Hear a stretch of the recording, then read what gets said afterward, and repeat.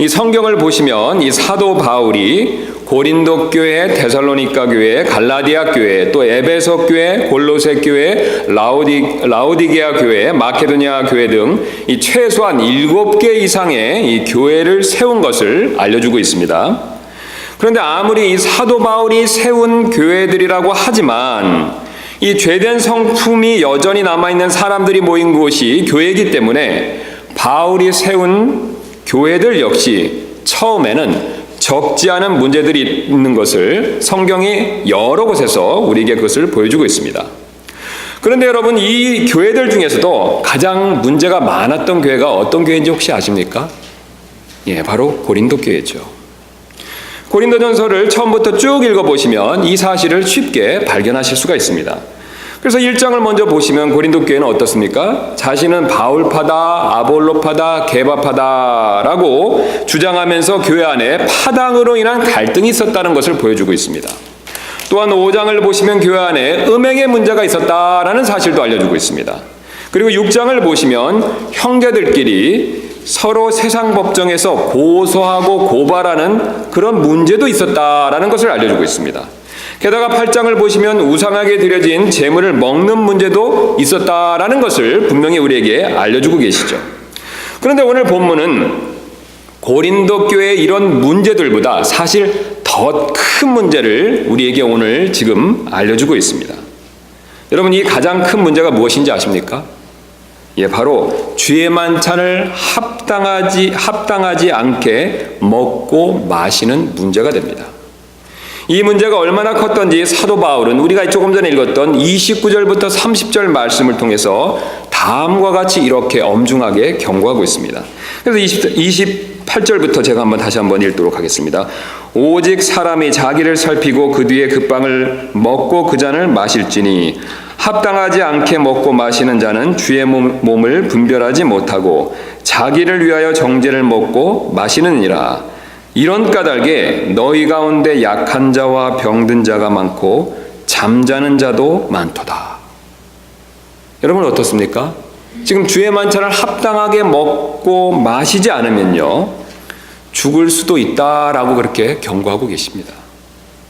성경에서 유래를 찾아보기 힘든 매우 엄격한 경고의 말씀이 됩니다. 사도 바울은 지금 주의 만찬에 함부로 임하면 주님께로부터 아주 심각한 징계를 받을 수도 있다라는 사실을 우리에게 지금 경고하고 있습니다. 그렇다면 우리는 이런 징계를 피하기 위해서 어떻게 주의 만찬을 합당하게 먹고 마셔야 할까요? 오늘 사도 바울이 이에 대한 답을 역시 우리에게 알려주고 있습니다. 즉 이런 징계를 피하기 위해서 주의 만찬에 합당하게 임할 우리의 자세가 과연 무엇인지를 그것을 우리에게 지금 알려주고 계십니다. 그래서 오늘 이 시간에는 주의 만찬에 합당하게 임하는 우리의 자세가 과연 무엇이 되는지 그 내용을 여러분들과 함께 한번 살펴보도록 하겠습니다. 이를 위해 우리는 먼저 이 주의 만찬에 대한 초대교회의 배경을 잠깐 먼저 살펴볼 필요가 있습니다. 우리가 먼저 이 배경을 이해해야만 오늘 고린도 교회에 일어난 문제의 원인이 핵심이 무엇인지를 정확히 이해할 수 있기 때문에 그렇습니다. 그리고 우리가 잘 아시는 대로 주의 만찬은 누가 처음으로 제정하셨습니까, 여러분? 예수님께서 처음으로 만드셨죠. 예수님께서 처음으로 주의 만찬을 시작하셨습니다. 그래서 예수님께서 특별히 유월절 만찬을 드시고 나서 주의 만찬을 처음으로 제정하신다는 것을 마태복음 26장이 그것을 우리에게 분명히 보여주고 있습니다. 잠깐 중요한 내용이 있기 때문에 가서 우리 확인해보는 시간을 갖도록 하겠습니다. 마태복음 26장 26절 말씀 되겠습니다.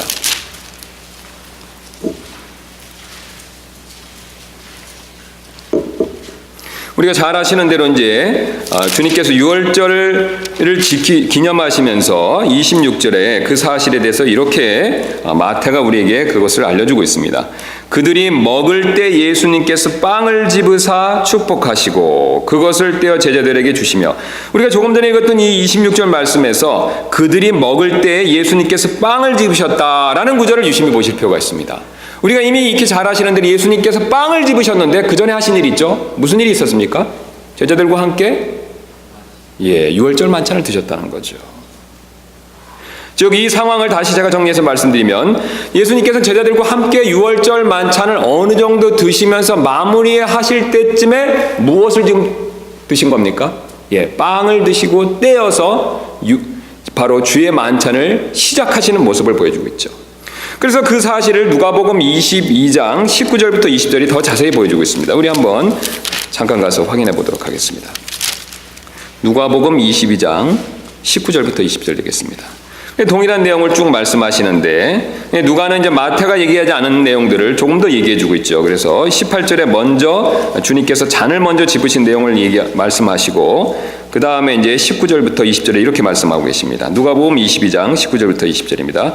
또 그분께서 빵을 집으사 감사를 드리시고 그것을 떼어 그들에게 주시며 이르시되 이것은 너희를 위하여 준 내 몸이라 나를 기억하여 이것을 행하라 하시고 그 다음에 20절 초반부를 유심히 보실 필요가 있습니다. 그 다음에 뭐라고 말씀하시냐면 저녁 식사 뒤에 잔도 그와 같이 하여 이르시되, 지금 이 주님의 만찬이 동일하게 유월절 만찬의 시작이 아닙니다. 중간도 아니고 어디입니까? 끝부분에, 마무리 부분에 시작되고 있다라는 사실을 보여주고 있죠.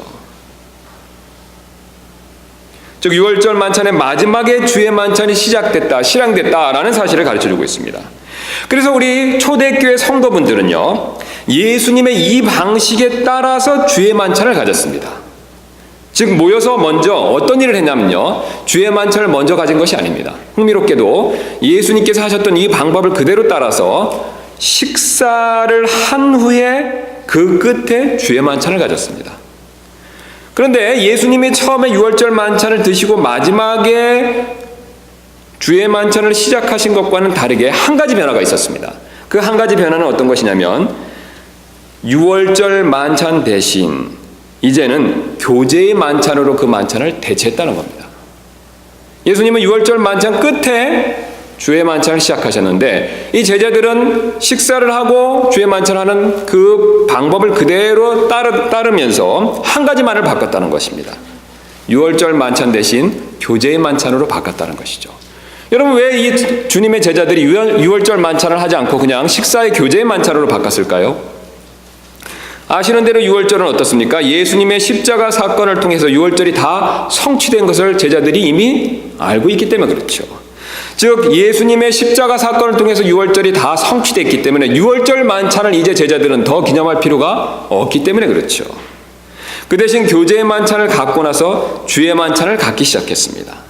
그 근거가 사도행전 2장 46절에 나오는데 잠깐 가서 또 한번 확인해 보도록 하겠습니다.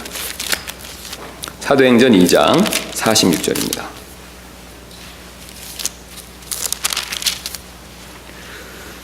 자, 제가 2장 46절 말씀 읽도록 하겠습니다.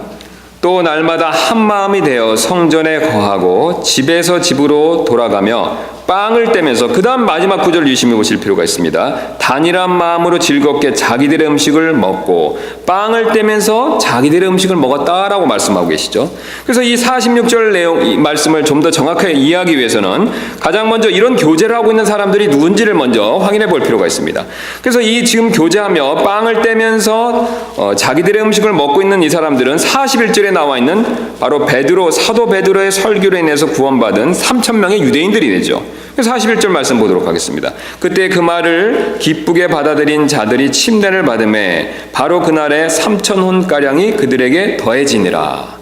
우리가 잘 아시는 대로 사도 베드로의 설교로 인해서 구원받은 3,000명의 유대인이 됩니다. 그런데 그들이 그 당시에 구원받고 곧바로 어떤 신앙생활을 했는지 42절이 가르쳐주고 있습니다. 세 가지로 나누어서 그들의 신앙생활 모습을 가르쳐주는데요.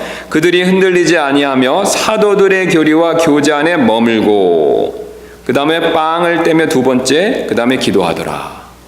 자, 그런데 지금 여기서 빵을 뗐다라는 그 내용을 조금 전에 우리가 처음에 살펴봤던 46절이 좀 더 자세히 가르쳐주고 있습니다. 46절 다시 후반부 보시면 또 날마다 한 마음이 되어 성전에 거하고 집에서 집으로 돌아가며, 그 다음 뭐라고 말씀하고 계십니까? 빵을 떼면서 단일한 마음으로 즐겁게 자기들의 음식을 먹고. 여러분 어떻습니까?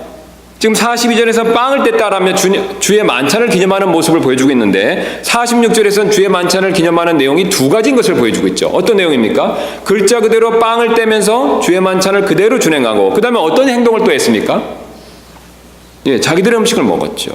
그래서 예수님이 유월절 만찬 때 끝날 무렵에 주의 만찬을 시작한 것과 동일한 방식으로 유월절 만찬 대신에 교제의 만찬을 시작하고 그 다음에 우리가 시행하는 것 같은 주의 만찬을 시작한 것을 그렇게 그것을 우리에게 알려주고 있습니다.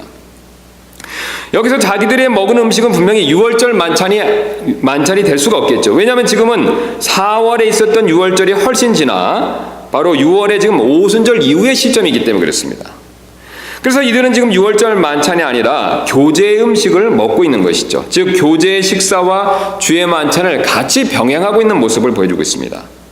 그리고 성경은 이 교제의 식사를 특별히 아가파이스라고 그렇게 부르고, 영어 킹제임스 성경에서는 유다서 1장 12절에서 Feast of Charity라고 해서 흠정역에서는 이것을 사랑의 잔치다라고 이렇게 번역해서 우리에게 가르쳐주고 있습니다. 즉 초대교회 성도들은 주의 만찬을 어떻게 진행했냐면 사랑의 잔치와 그 다음에 사랑의 잔치 끝에 우리가 알고 있는 주의 만찬을 그렇게 기념했다는 것입니다. 즉 지금으로 치면 사랑의 잔치는 자기가 먹을 것을 가지고 와서 먹는 우리의 파트락하고 비슷하다라고 생각하시면 되겠습니다. 지금 우리식으로 말씀드린다면 파트락 교제를 먼저 하고 그 끝에 주님의 만찬을 기념했다는 것이죠. 자, 그러나 시간이 지나면서 이 사랑의 잔치는 점점 생략되기 시작했습니다. 그리고 오늘날처럼 주의 만찬만을 거행하기 시작했는데요. 그 사실을 사도행전 20장 7절이 그것을 우리에게 또 분명히 보여주고 있습니다. 그래서 뒤로 쭉 넘겨서 보시면 사도행전 20장 7절이 되겠습니다. 여기 보시면 이 첫 단어를 유심히 보실 필요가 있습니다. 주의 첫날에 제자들이 빵을 떼려고 함께 오니 바울이 이튿날 떠나려고 준비한 채 그들에게 말씀을 선포하며, 그래서 지금 7절 말씀 보시면 주의 첫날에 제자들이 빵을 떼려고 왔다라고 말씀하고 있죠. 그런데 앞에서 봤던 2장 46절하고는 두 가지 차이점이 있습니다. 어떤 차이점이 있냐면 2장 46절에서는 날마다 빵을 떼면서 그들이 교제했다라고 말하고 있는데요. 지금은 날마다가 아닙니다. 어느 날입니까 여러분? 7절에 주의 첫날이죠. 바뀌었다는 걸 보여주고 있죠. 또 2장 46절 말씀을 보시면 거기서 빵을 뗄 뿐만 아니라 어떤 음식을 먹었습니까? 자기들의 음식을 먹었죠. 자, 그러나 7절, 8절, 9절, 10절까지 쭉 읽어보시면 자기들의 음식을 먹었다는 내용이 없습니다. 단순히 빵을 떼기만 했다라는 말씀을 보여주고 있다는 것이죠. 자, 그렇다면 우리 여기서 궁금증이 한 가지 자연스럽게 생기는데요. 그럼 왜 이렇게 변화가 됐었을까요? 처음에는 분명히 사랑의 잔치를 하고 주의 만찬을 하다가, 그것도 거의 매일 하다가 이제는 바뀌어서 주일날 사랑의 잔치는 거의 하지 않고 이제 주의 만찬만 하는 그런 모습으로 지금 바뀌는 모습을 보이고 있습니다. 사도행전 2장과 사도행전 20장과는 사실 긴 시간 차이가 있죠. 오늘 고린도 교회가 바로 이 질문에 대한 한 가지 답을 알려주고 있습니다. 바로 고린도 교회는요, 이 사랑의 잔치에 있어서 그것을 기념하는 데 있어서 큰 문제를 일으켰기 때문에 그렇습니다. 그래서 고린도 교회처럼 문제가 생길 수 있기 때문에 다른 교회들이요, 이 사랑의 잔치는 점점 생략하고 주의 만찬만을 거행하기 시작했습니다. 그렇다면 우리가 또 다른 궁금증이 생기는데요. 바로 도대체 고린도 교회의 사랑의 잔치에서 무슨 문제가 생겼는지 우리는 궁금해질 수밖에 없습니다. 이를 이해하기 위해서 우리는 먼저 그 고린도 교회의 상황을 잠시 먼저 한번 생각해 볼 필요가 있습니다. 여러분, 우리가 지금 사는 세상과는 다르게 그 당시 성경 시대에는요, 이 빈부의 차가 상당히 뚜렷했던 사회였습니다. 그래서 가난한 사람은 엄청나게 가난해서 하루 벌어서 하루 먹고 살기도 무척 힘든 사회였었죠. 반면 부유한 자는 가난한 자와 비교해서 상대적으로 엄청나게 이렇게 잘 먹고 잘 사는 그런 시대였었습니다. 우리가 흔히 알고 있는 이런 중산층이 없는 시대였었죠. 그래서 가난한 사람들은 상당히 가난하고 상대적으로 부자는 가난한 사람에 비해서 매우 넉넉했다는 거죠. 중간층이 없다는 뜻이 되겠습니다. 그 결과 교회 안에서도 이 부유한 자와 가난한 자의 빈부 차이가 크게 이렇게 대조되는 일들이 참 많이 있었습니다. 그 대조되는 삶이 안타깝게도 주의 만찬에서도 그대로 드러났다라는 사실을 오늘 고린도전서가 우리에게 그것을 가르쳐주고 있습니다. 부자와 가난한 자가 각각 사랑의 잔치를 위해서 각자의 먹을 것을 가져오는 것이 필요했었습니다. 그래서 아까 말씀드린 대로 사랑의 잔치는 우리식의 파틀락과 비슷하다라고 생각하시면 됩니다.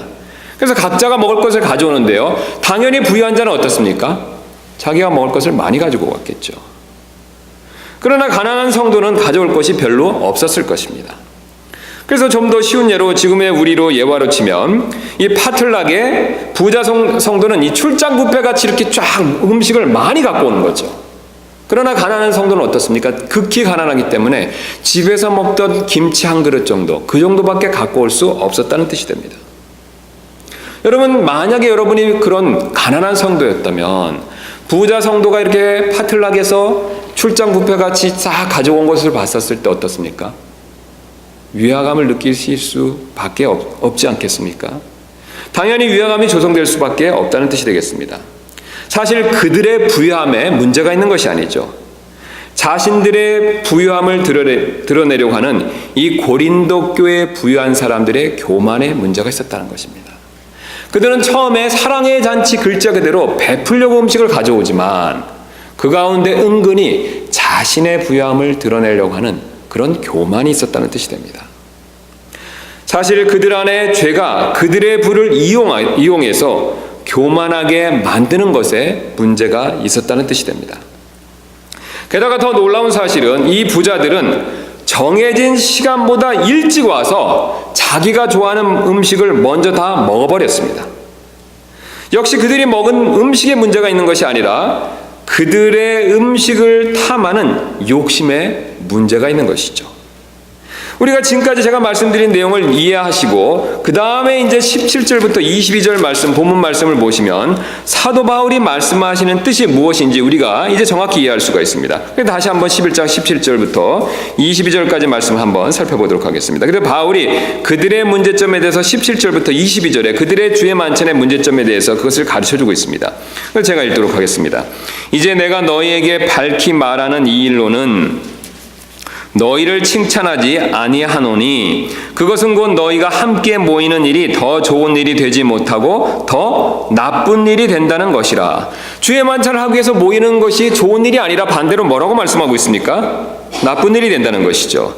그 이유를 18절에 이렇게 설명하고 있습니다. 무엇보다 먼저 너희가 교회에 함께 모일 때 너희 가운데 분쟁이 있다는 것을 내가 듣고 부분적으로 그것을 믿노니 분쟁이 있었다라는 사실을 말씀하죠. 그 다음에 19절에 풍자적으로 이렇게 말씀하고 있습니다. 인정받는 자들이 너희 가운데 밝히 드러나려면 너희 가운데 반드시 이단 파당도 있어야 하느니라 라고 말씀하시면서 본격적으로 20절에 이렇게 말씀하고 계십니다. 그러므로 너희가 한 곳에 함께 모일 때 이것이 주의 만찬을 먹는 것이 아니니 이유를 21절에 말씀합니다. 이는 먹을 때 저마다 자기 만찬을 다른 사람보다 먼저 먹음으로 한 사람은 시장하고 다른 사람은 취해 있기 때문이라. 여기 분명히 뭘 말씀하고 있습니까? 자기 만찬을 먹는다라고 말씀하고 있죠. 자기 만찬을 먼저 먹기 때문에 한 사람은요, 먼저 먹은 사람들은 어떻습니까? 배불러서 또 심지어는 이렇게 취해 있기까지 하고 그 다음에 늦게 온 사람들은 그것을 먹지 못해서 시장하다라고 말씀하죠. 22절 이렇게 말씀합니다.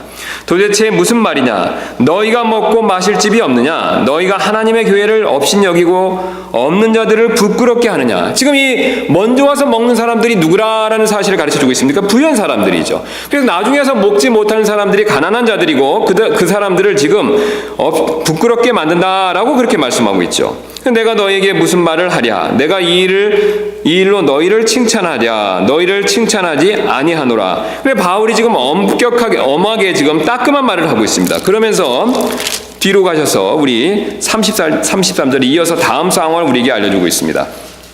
그러므로 내 형제들아 너희가 먹으려고 함께 모일 때 뭐라고 말씀하고 있습니까? 서로 기다리라.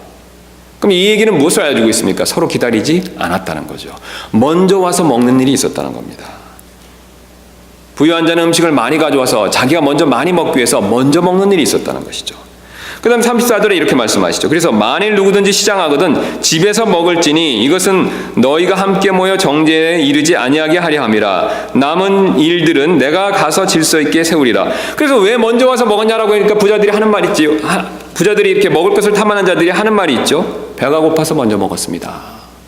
그래서 사도 바울이 이렇게 말씀하고 있습니다. 만일 누구든지 시장하거든 집에서 먹을지니 정 그렇게 배가 고파서 먼저 먹었다면 집에서 먹고 와라. 그리고 기다리라 라고 말씀하고 있습니다.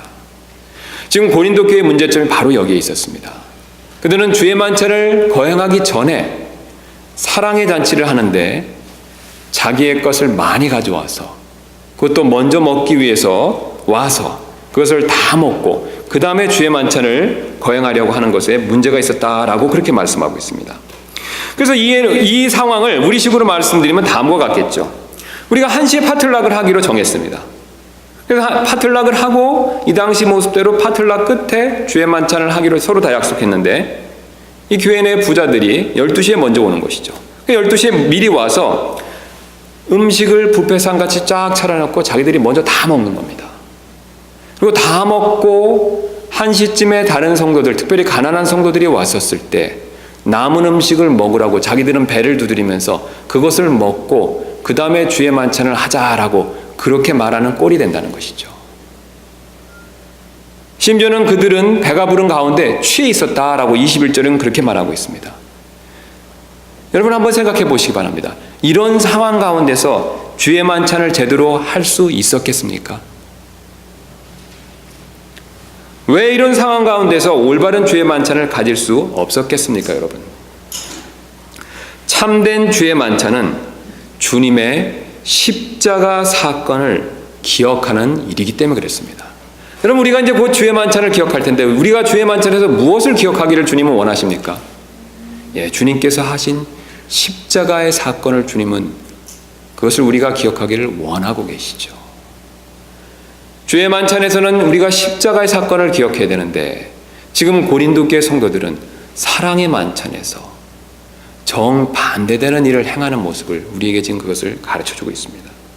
주님께서 십자가에서 우리를 위해서 무슨 일을 이루셨습니까, 여러분? 우리의 죄를 위해 죽으셨을 뿐만 아니라 우리의 옛사람을 죽게 하셨다라는 사실을 우리는 로마서 말씀을 통해서 여러 번 확인한 적이 있습니다. 과거에 교만한 나의 옛사람을 죽게 하셨다라고 그렇게 선언하고 계시죠. 그러나 오늘 안타깝게도 고린도교회 성도들은 교만한 나의 옛사람이 죽었다는 사실을 주의 만찬을 통해서 기억한 것이 아니었습니다. 오히려 주의 만찬을 통해서 교만한 자신의 옛사람을 더 드러내고 있었습니다. 많은 음식을 통해서 자신의 부를 자랑하고 있었던 것이죠. 여러분 참 아이러니하지 않습니까? 주의 만찬은 교만한 자신을 되돌아보고 주님 교만한 자기 옛사람이 십자가에 죽었다라는 사실을 되돌아보는, 기억하는 그런 시간이 되어야 된다는 것이죠. 그러나 고린도 교회 성도들은 그렇게 하지는 못했습니다. 오히려 주님의 만찬, 특별히 사랑의 잔치를 통해서 자신의 부요함을 드러내는 그런 교만한 모습을 보여주었다는 것이죠. 그러나 사도 바울은 우리가 주의 만찬을 거행하며 십자가의 주님을 기억할 때 다음을 명심하라고 우리에게 권면해 주신 적이 있습니다. 그러나 나는 우리 주 예수 그리스도의 십자가 외에 결코 어떤 것도 자랑할 수 없나니 그분으로 말미암아 세상이 나에 대하여 십자가에 못 박혀 있고 나 또한 세상에 대하여 그러하니라. 아멘. 여러분 우리는 주님의 만찬을 기념할 때마다 곧 조금 후에 그것을 기념할 때 그리스도의 십자가 외에는 자랑할 것이 없다라는 사실을 반드시 기억할 필요가 있습니다. 사실 주님께서 주의 만찬을 우리에게 주신 목적 중에 한 가지가 됩니다. 그러나 안타깝게도 오늘 고린도 교인들은 이 일에 있어서 실패했습니다. 또한 주님은 십자가를 통해서 욕심을 부리는 나의 옛사람을 죽게 하셨다라는 것을 가르쳐 주셨죠. 그러나 고린도 교인들은 먹는 욕심을 부리는 나의 옛사람이 죽었다는 사실을 주의 만찬을 통해서 기억하지 못했습니다. 오히려 주의 만찬을 통해 먹는 욕심을 더 부렸다는 것이죠. 여러분 참 이것 역시 모순되지 않습니까? 주의 만찬은 욕심 부리는 내가 죽었다라는 그것을 기억하는 시간이 된다는 것이죠. 그런데 안타깝게도 고린도 교인들은 이 사랑의 잔치를 통해서 어땠습니까? 욕심 부리는 나를 더 드러냈다는 것이죠. 먹을 것에 집착하는 나를 더 드러냈다는 것입니다. 그러나 사도 바울은 우리가 주의 만찬을 거행하며 주의 십자가를 기억할 때 다음을 잊지 말 것을 우리에게 말씀해 주고 계십니다. 그리스도께 속한 사람들은 애착들과 정욕들과 함께 육신을 십자가에 못 박았느니라. 아멘.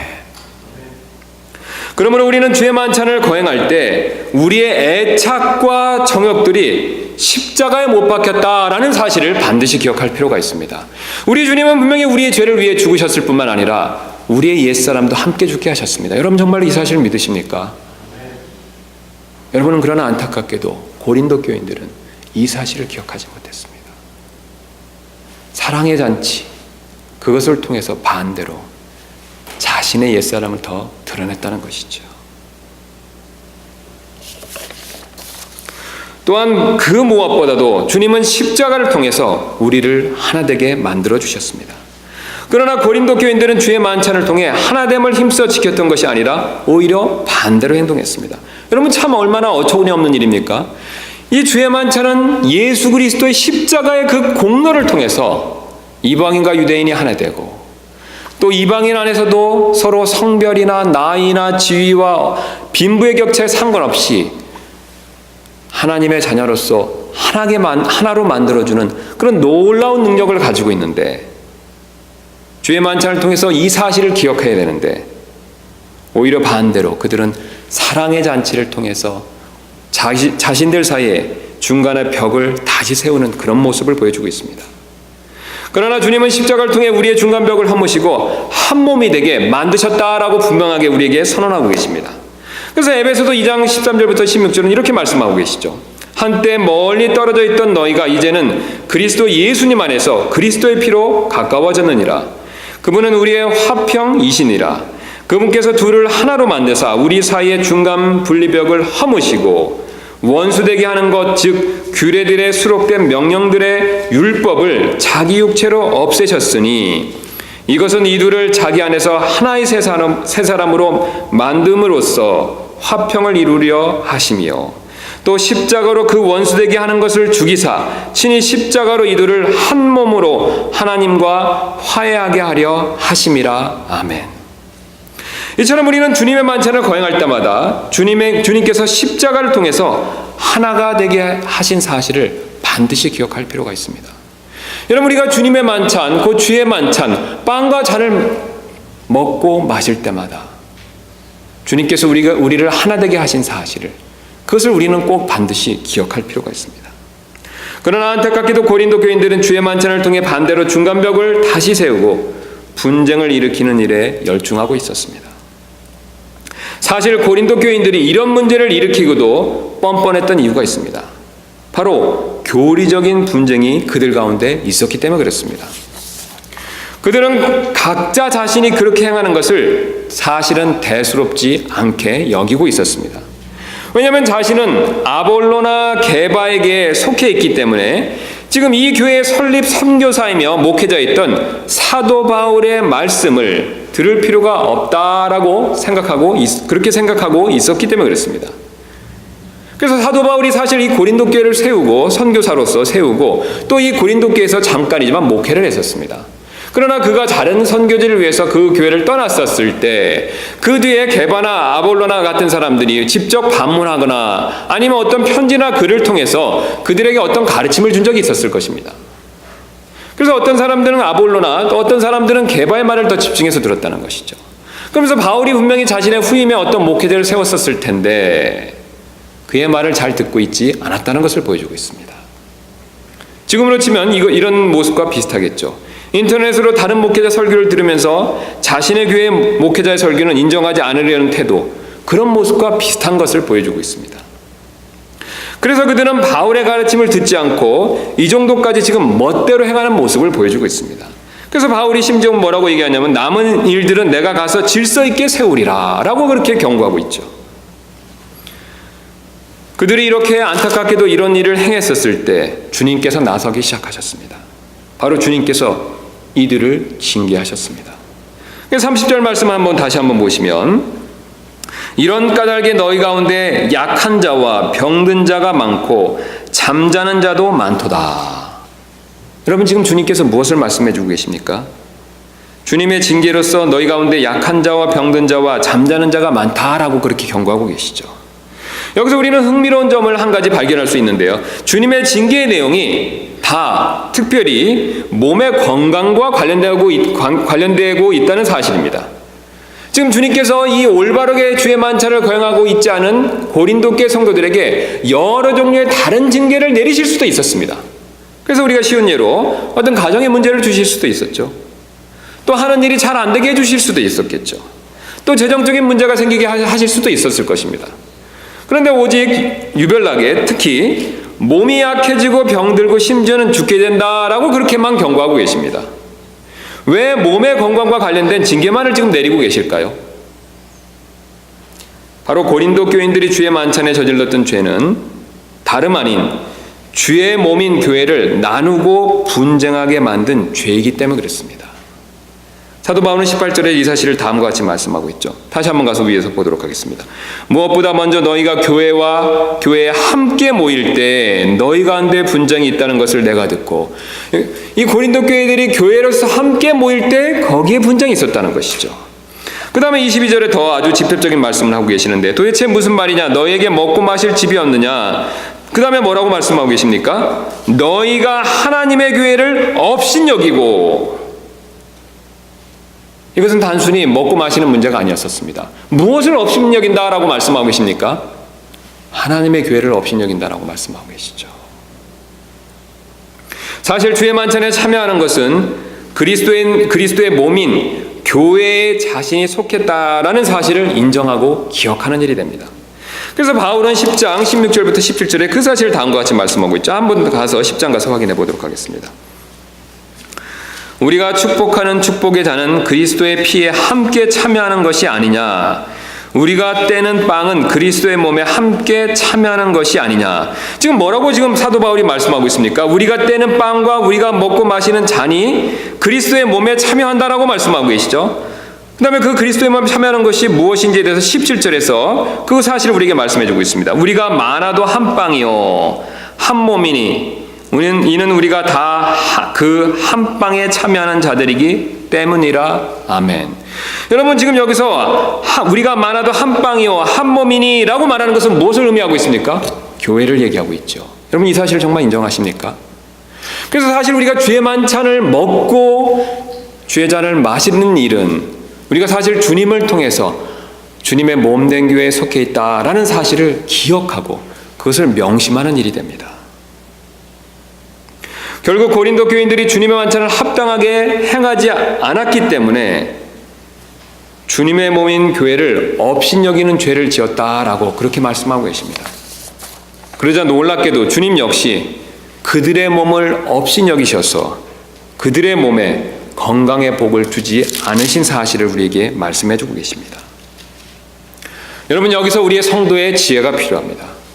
우리도 우리 자신을 먼저 살펴보고 주의 만찬에 참여할 필요가 반드시 있습니다.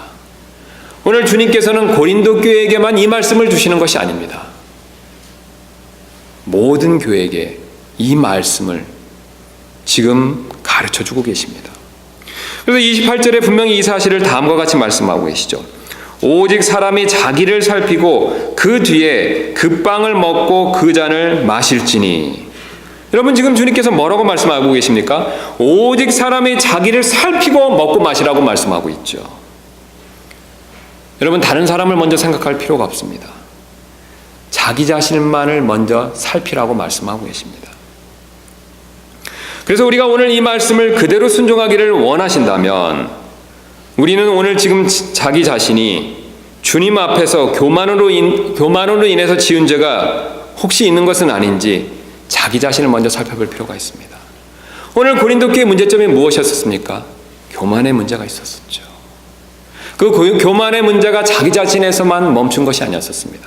그들의 교만함으로 인해서 바로 주변에 있는 가난한 성도들에게 상처를 주고 문제를 일으켰다는 것이죠. 자기 자신을 살피고 먹지 않는다면 주님께서는 정죄를 먹고 마심으로 인해서 건강의 징계를 받을 수도 있다라는 사실을 경고하고 계십니다. 또한 주님 앞에서 욕심으로 인해 지은 죄는 없는지 자기 자신을 먼저 살펴볼 필요가 반드시 있습니다. 역시 그렇지 않으면 동일한 징계를 받을 수도 있다라고 그렇게 경고하고 계십니다. 그리고 무엇보다도 주님의 몸된 교회에 지은 죄는 없는지 자신을 한번 분명히 잘 살펴볼 필요가 있습니다. 오늘 고린도 교회에서 일으킨 것처럼 교회의 분쟁을 일으킨 것은 아닌지, 다른 지체를 힘들게 만든 것은 아닌지 자신을 잘 살펴볼 필요가 반드시 있습니다. 그렇지 않으면 주님의 몸인 교회를 힘들게 만들었기 때문에 자신의 몸의 건강도 힘들어질 수도 있다라고 그렇게 주님이 경고하고 계십니다. 여러분, 그래서 우리는 오늘 이 시간 주님의 만찬을 기억하기 전에, 그것을 우리가 기념하기 전에 자기 자신에 대해서 먼저 잘 살펴볼 필요가 반드시 있습니다.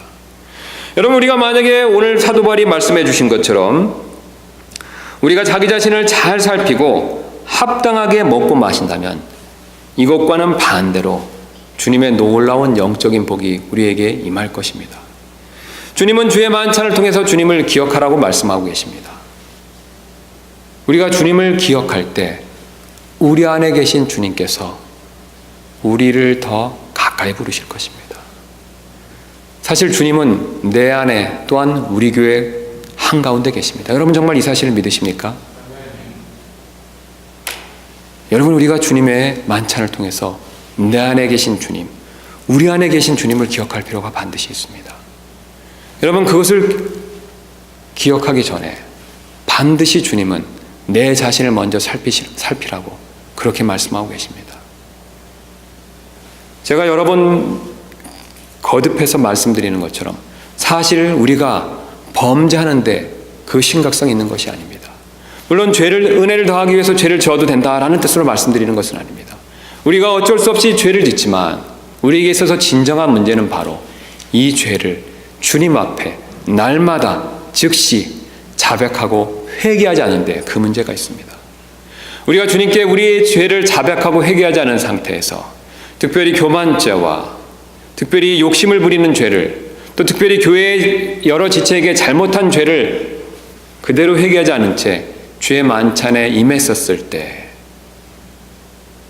주께로부터 잘못하면 정죄를 받을 수도 있다라고 주님이 그렇게 그것을 경고해서 우리에게 알려주고 계십니다. 우리는 주님의 이 말씀을 엄하게 생각하고 중요하게 생각하고 우리 자신을 먼저 깊이 한번 살펴볼 필요가 있습니다. 그러므로 이 시간 주의 만찬을 거행하기에 앞서서 우리 먼저 잠깐 자기 자신을 살펴보는 시간을 잠시 갖도록 하겠습니다. 우리 잠깐 기도하는 시간 갖도록 하겠습니다. 주님은 다른 사람을 살피라고 말씀하고 계시지 않습니다. 지금 나 자신을 살피라고 말씀하고 계십니다. 지금 나 자신을 잠깐 살피시고 만약 잘못이 있으시다면 주께 회개하시고 곧이어 있을 주의 만찬을 받으시는 저와 여러분들 되시기를 주님의 이름으로 축원합니다. 우리 잠깐 기도하시겠습니다.